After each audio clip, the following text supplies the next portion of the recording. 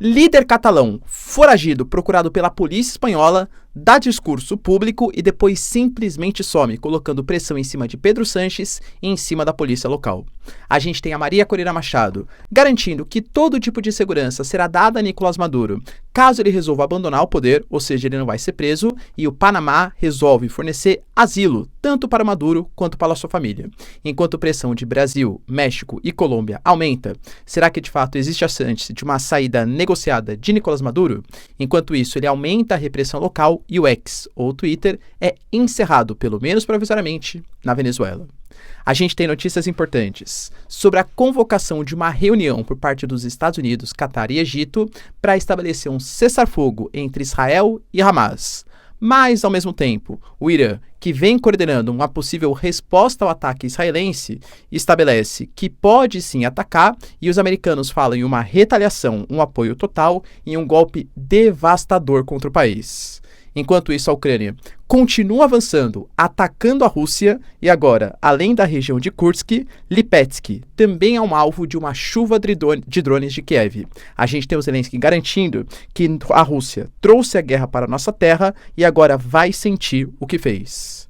O que será que os ucranianos estão querendo? Se vocês querem entender um pouco mais sobre esses assuntos, e muito mais também sobre geografia, geopolítica, atualidades, política, polêmicas, enfim.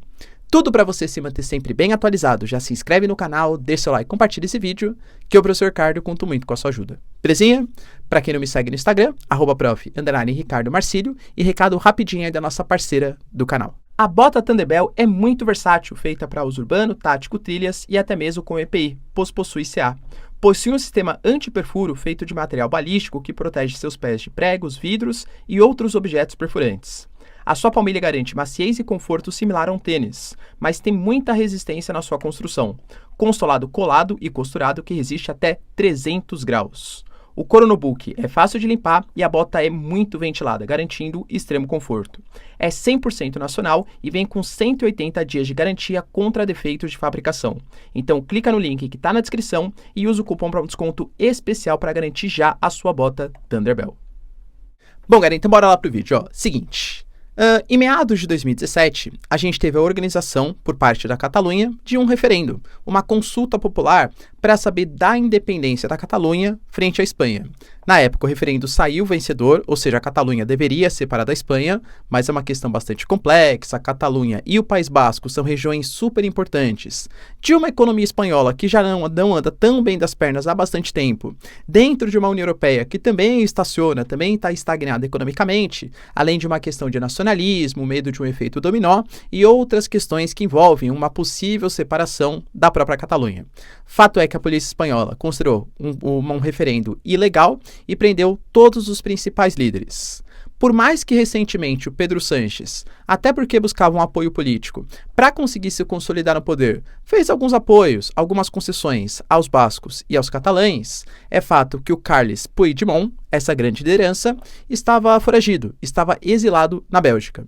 Pois bem, pessoal, tivemos dele um discurso. Ele simplesmente apareceu publicamente, fez um discurso ali, exaltando, né, a região da Catalunha, enfim, e aí a Espanha ficou sabendo, poxa, mas como assim? Porque se ele está aqui, esse cara deve ser preso por ter organizado ali e feito todo o referendo. A polícia espanhola começou a perseguir o Carles Puigdemont, só que ele simplesmente sumiu de novo. Inclusive, estariam colocando que ele já estaria indo em direção ao Waterloo ou até mesmo a Bruxelas. Ou seja, já teria saído novamente da Espanha.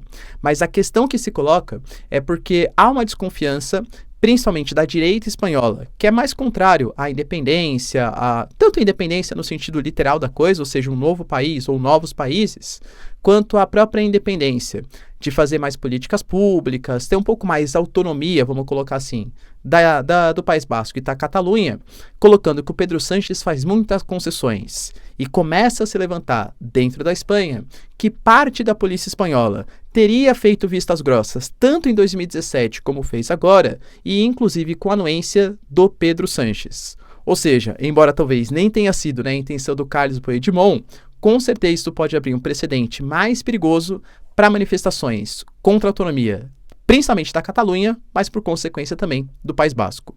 E aí, pessoal, será que de fato há algum tipo de conluio entre lideranças separatistas e Pedro Sánchez? Eu particularmente penso que não.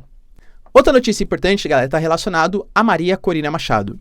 A Maria Corina Machado, ela divulgou que ela dará totais garantias para que o Nicolás Maduro e todos os partidários do poder venezuelano, do regime bolivariano, não sejam punidos. A única coisa que ela quer é uma espécie de negociação para uma saída pacífica ou pelo menos uma contabilização independente dos votos. Tendo essa notícia, o Panamá, país da América Central, inclusive bem próximo da Venezuela, né? Estamos falando Venezuela, Colômbia e Panamá, ali na sequência geográfica, garantiu que também daria asilo político tanto para o Nicolás Maduro quanto também para sua família. Porque vai que ele não acredita na Maria Corina Machado e só tá falando, eu não vou te punir, só que daí quando ela tomar o poder, ou o Edmundo Gonzalez, né, tomar o poder, porque lembrando, ponto bem importante, a Maria Corina Machado é a líder da oposição. Inclusive venceu as prévias partidárias para saber quem seria a opositora do Nicolás Maduro. Mas ela não foi candidata a presidente, porque ela foi impedida de concorrer. A Corina Yoris também não pôde, quem pôde foi Edmundo Gonzalez, que tem toda essa questão da contabilização dos votos, das atas eleitorais. Mas ele forma uma dupla, vamos colocar, pelo menos pela oposição, interessante, porque o Edmundo Gonzalez é a visão de um pouco mais diplomático, não é um cara totalmente direita, liberal, enquanto a Maria Corina Machado não. Ela é mais combativa, ela é um pouco mais enérgica nos seus discursos e tem uma postura muito mais à direita, uma direita mais liberal. Então os dois mesmos que casaram, para representar a oposição venezuelana. Mas independente disso, a Maria Corina Machado não é, ou não será, caso o Nicolás Maduro saia, a presidente da Venezuela. Mas ela vem tentando mediar situações, dando essas declarações internacionais. Vai lembrar, pessoal, que o Nicolás Maduro, ele contou com um pouco mais, não vou colocar apoio, mas um pouco mais de paciência da comunidade internacional. Alguns países, como por exemplo os Estados Unidos, aceitaram a posição brasileira e falaram assim, então, realmente, a gente não vai reconhecer o Edmundo Gonzalez quanto presidente da Venezuela, por enquanto, porque a gente espera a divulgação das atas eleitorais. O Macron falou coisas parecidas. A União Europeia teve um apoio também às palavras, né, do Brasil, do México e da Colômbia. Inclusive, Brasil, México e Colômbia reforçaram a sua posição. Mais uma vez, emitiram uma nota conjunta, tanto o Obrador Lopes, quanto o Gustavo Petro, quanto o próprio Lula. Então, evitando falar em particular com Maduro, e estão formando essa tríade, fazendo uma pressão contra o Nicolás Maduro. Exigindo, né, que ele divulgue as atas eleitorais. Vale lembrar que, segundo ele já divulgou as atas eleitorais para a Suprema Corte venezuelana. A questão que eu coloco é que a Suprema Corte ainda não deliberou, né, de fato, a eleição do Nicolás Maduro, mostrando as atas para a comunidade internacional, porque faria essa averiguação. O Edmundo Gonzalez não reconhece a Suprema Corte como órgão independente, porque fala que grande parte dos juízes foram indicados pelo regime bolivariano, seja pelo Hugo Chávez, seja pelo Nicolás Maduro. Então, assim, professor, você acha que agora, então, com essa bondade, entre aspas, que a Maria Corina Machado, não, a gente pode dar exílio, vamos fazer uma negociação, ninguém quer prender você, Nicolás Maduro, se quiser pode ir para o Panamá. Você acha que existe chance, então, do Nicolás Maduro ceder o poder? Eu, particularmente, acredito que não. Por quê? Porque para você tirar o Nicolás Maduro do poder, cara, convenhamos que ou surge, né, algum tipo de pressão internacional muito grande, que gera uma crise econômica ainda maior na Venezuela, e aí parte da população começa a protestar ainda mais, ou até mesmo as lideranças militares se voltem contra o Nicolás Maduro, porque isso é uma coisa importante, tá? O regime bolivariano, seja Hugo Chávez, que era um ex-militar da ala nacionalista dos militares venezuelanos, que inclusive protestava contra o governo da Venezuela na década de 90 e tentou dar um golpe no governo estabelecido ali na década de 90, na Venezuela, né, um governo um pouco mais liberal, quanto Nicolás Maduro. Indicaram vários generais, postos importantes, cargos estatais. Então acho difícil que a Venezuela, enquanto tenha apoio dos militares do país, estabeleça algum tipo de negociação. Porque a intervenção estrangeira não acho que vai acontecer. Por meio da ONU, por exemplo, China e Rússia, já reconheceram as eleições da Venezuela, Nicolás Maduro enquanto presidente. Estados Unidos, cara, faria uma intervenção estrangeira, convenhamos que está muito mais preocupado ali com as pautas eleitorais e também nem acho que seria conveniente intervir em outro país militarmente, né? Então, difícil achar que essa negociação dê algum tipo de questão. Mas, de fato, há um convite, entre aspas, para o Nicolás Maduro sair do... Enquanto eu gravava, o Nicolás Maduro respondeu à proposta da Maria Corina Machado, obviamente negando a proposta. Inclusive colocou que a única pessoa que deve negociar com a Maria Corina Machado é a justiça venezuelana, visto que ela é uma foragida e uma criminosa. Enquanto isso, pessoal, a gente teve a própria Maria Corina Machado, como eu falei para vocês, elogiando a postura brasileira, mas afirmando que se ninguém fizer nada, se o Nicolás Maduro não apresentar as atas eleitorais, a comunidade internacional está também corresponsável pela miséria do povo venezuelano. Enquanto isso, Nicolás Maduro alegando que o X, que lembrando pertence ao Elon Musk, ou né, nem lembro o que o Maduro falou, mas ele falou um nome estranho, Elon Musk, enfim, tá? Falou um nome estranho lá, chamando de nome diferente, garantiu, galera, que o X está fora do serviço da Venezuela de maneira provisória, durante 10 dias, alegando que ajuda com a disseminação de conteúdos falsos e também com enfim, espalhando pela Venezuela. Vale lembrar que Nicolás Maduro e Elon Musk, inclusive, até já combinaram uma luta, hein? E aí, pessoal, quem você acha que vence na porrada aí? Elon Musk ou Nicolás Maduro? Deixa aí nos comentários. Enquanto isso, a gente teve, por parte de Estados Unidos, do Biden, Catar, Altani e Egito, General Al-Sisi, a convocação tanto do Hamas quanto de Israel para estabelecer uma negociação de cessar-fogo. Segundo a nota conjunta que foi emitida pelos 3 países, está na hora de trazer um alívio imediato para o povo de Gaza, que está sofrendo, e também para os reféns israelenses e para suas famílias.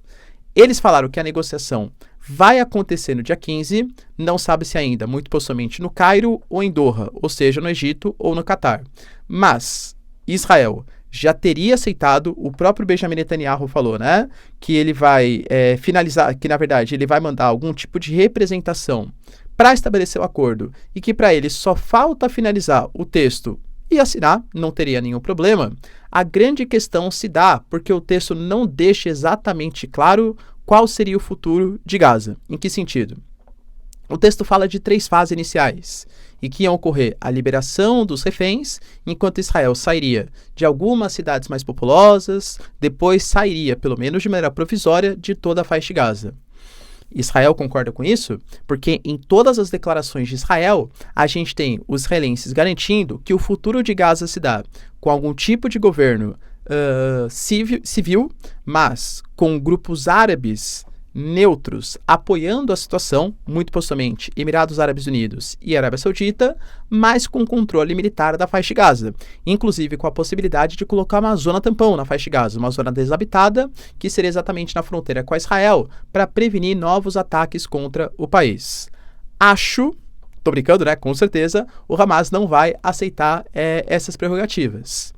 E vale lembrar também que não está numa hora muito boa para fazer esse processo de negociação, porque a gente está nas vésperas de uma guerra contra o Hezbollah, que segundo o próprio New York Times pode atacar até mesmo antes do Irã, e a gente teve recentemente a morte do Ismail Haniyeh, a liderança do Hezbollah, o número 3 do Hamas, e hoje a gente teve um ataque aéreo israelense contra um carro no Líbano que matou mais um integrante de topo do Hamas. Ou seja, é difícil, né, penso eu, imaginar que o Hamas vai aceitar negociar com Israel com todos esses processos, com todos esses ataques acontecendo. Professor, mas e o Irã, por exemplo? Porque o Irã não vai fazer a retaliação? Pelas notícias que foram divulgadas pelo Irã, são 2 problemas diferentes. Um problema, como eles chamam, é os desocupantes saírem da Palestina, isso pode acontecer, e outro é a resposta que os violentos, ou como eles chamam, né, com os agressores, têm que receber depois da morte do Ismail Haniyeh.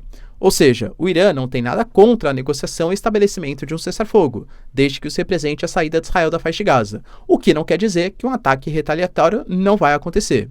Vendo isso, os Estados Unidos também já começou a colocar suas, entre aspas, asinhas de fora. E asinhas no sentido literal mesmo, por conta dos caças F-22. Caças F-22 foram deslocados em direção ao Oriente Médio em conjunto com cruzadores e destroyers da Marinha. Em entrevista ao Wall Street Journal, na verdade uma reportagem, né, do Wall Street Journal, garantiu que os Estados Unidos vai defender Israel, por isso o deslocamento de todos esses equipamentos militares, e inclusive que vai fazer um golpe devastador contra o Irã se algum tipo de ataque mais radical acontecer contra o país. Houve, inclusive, informantes da Casa Branca que garantiram que o Irã deveria tomar um pouco mais de cuidado com a sua possível retaliação. Em que sentido? Porque um ataque muito forte contra Israel pode significar, além dessa destruição do país por parte dos Estados Unidos, possíveis maiores sanções internacionais, que podem prejudicar o novo governante que assume o poder. Vale lembrar que o Irã tem um recém-novo presidente, Pezeshkian, que inclusive foi na posse dele que o Ismail Haniyeh foi morto por um ataque ou uma bomba, enfim, deixada na residência, na mansão onde ele estava instalado. E aí, pessoal, será que o Irã vai ficar preocupado com as ameaças dos Estados Unidos? Vale lembrar que recentemente o próprio Sergei Shoigu, que é um dos responsáveis pela defesa da Rússia, esteve no Irã. E nessas negociações foram garantidos o deslocamento de alguns equipamentos, tá? Mas, além disso, conversas de topo. E essas conversas, segundo mídias internacionais, teve a Rússia, o Putin, falando que o Irã pode sim realizar o ataque, desde que não ataque alvos civis, somente alvos militares. Como será que vai ser a resposta do Irã, hein? Deixa aí nos comentários. E para finalizar, pessoal, a gente teve também o ataque em Kursk. Que continua estranha essa notícia, hein? Para quem não sabe, né, os ucranianos, muito possivelmente com o apoio de alguns russos, inconformados também, né, com o exército russo, que fizeram ali um esquema de dissidência em direção à Ucrânia, participação de alguns países do Cáucaso, né, tivemos, por exemplo, bandeiras da Geórgia dentre os militares, cerca de mais ou menos 1.000 militares, que fizeram a incursão em Kursk, segundo o Ministério da Defesa, estava tudo garantindo. Não foi isso que as imagens divulgaram hoje. A gente teve o deslocamento de algumas tropas, que inclusive saíram de posições mais fronteiriças com a Ucrânia, para em direção a Kursk, e vai lembrar que ontem o Putin declarou um estado de emergência, ele convocou reservistas e novamente deslocou as tropas. Por que eu estou trazendo isso para vocês? Porque somado à questão que a gente teve hoje uma chuva de drones em Lipetsk, e inclusive com 9 pessoas feridas e até mesmo danos à infraestrutura energética, inclusive a Rússia já respondeu, tá? Respondeu também atacando alvos civis, segundo a Ucrânia. Os dois estão atacando os alvos civis aí. Isso demonstra uma certa insegurança da Rússia, vamos colocar, porque a imagem que vem sendo compartilhada, até mesmo por blogueiros, tá? Para o Putin, é que eles não esperavam que uma invasão contra a Rússia fosse ser, entre aspas, tão fácil assim. Fosse uma invasão tão simples. Convenhamos que eles conseguiram invadir, não sabemos o número de militares, o quanto já foram devastados, mas traz a sensação que é muito mais demonstrar uma fraqueza do Putin, ou seja, a comunidade internacional, é só isso aqui que é o Putin, hein? Vocês não querem ajudar um pouquinho mais? Uma tentativa de mostrar que a Ucrânia pode sim vencer o conflito, segundo, claro, o Zelensky, e chamar a atenção da comunidade internacional, e também deslocar algumas tropas que estavam na frente de batalha, enfraquecendo posições mais fronteiriças. Vai lembrar, pessoal, que a gente teve vídeos compartilhados, por exemplo, de cerca de 50 militares russos que foram abordados, que foram apreendidos, vamos colocar assim, pelas tropas ucranianas, o que demonstra, de novo, essas imagens circulando o mundo, uma fraqueza do exército russo. O Zelensky garantiu que a Rússia trouxe a guerra para a Ucrânia, e agora a Rússia vai sentir o que fez contra a gente. Em nenhum momento ele falou que ele foi responsável pelo que aconteceu em Kursk. Mas, ao mesmo tempo, a gente teve o Podolyak, que é um dos conselheiros do Putin, falando que ele ficou satisfeito com a posição do Ocidente, porque o Ocidente demonstrou um apoio silencioso às ações da Ucrânia. Ou seja, não houve nenhum tipo de condenação. A Ucrânia tem invadido quase 15 quilômetros adentro do território russo. E aí, pessoal, o que será que o Zelensky quer com isso, hein? Vai obter algum tipo de vitória? Deixa aí nos comentários, quero saber sua opinião. No mais, se vocês curtiram o vídeo, tamo junto, beijos, abraços e tchau, tchau.